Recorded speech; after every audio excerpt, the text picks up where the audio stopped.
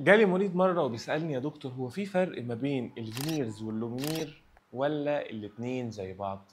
ايه الفرق ما بينهم يا دكتور؟ يعني اللي مش مهتم اصلا بالفينير واللومينير فالفيديو ده مش فارق معاه، لكن اللي عايز شكل اسنانه يبقى جميل فالفيديو ده مهم جدا جدا ليه، لان في فرق كبير جدا ما بينهم. الفينير بيحتاج تحضير بسيط جدا جدا على سطح السن، يعني بنشيل طبقة صغيرة جدا من مينا الأسنان تكاد تكون سمكها 0.1 ملم، يعني شيء لا يذكر. وده علشان ان احنا ساعات بيكون عندنا ازدحام في الاسنان او سنه راكبه على سنه او فراغات او اي مشكله ما في الاسنان، مش بينفع وقتها نعمل حاجه غير الفينيرز. لكن على الناحيه التانيه اللومينير سمكها بيكون قليل قوي، واللومينيره نفسها سمكها اقل من 1/10 من الملي او 2/10 من الملي، وده ميزه وعيب في نفس الوقت. ميزه لان هي مش بنبرد خالص من السنه ولا بنلمسها، ميزه لان هي بتكون ناعمه وشكلها بسيط وجميل، لكن عيب لان هي مش هتقدر تغطي ابدا على اللون الغامق اللي موجود في سنتك، مش هتقدر قوي يعني تغير لون اسنانك.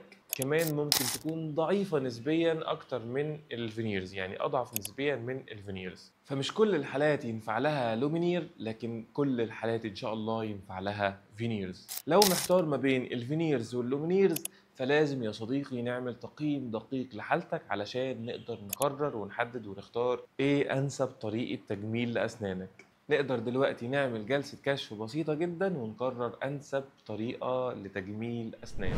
كان معكم دكتور عبد السلام محمد، أشوفكم على خير فيديو جديد. سلام.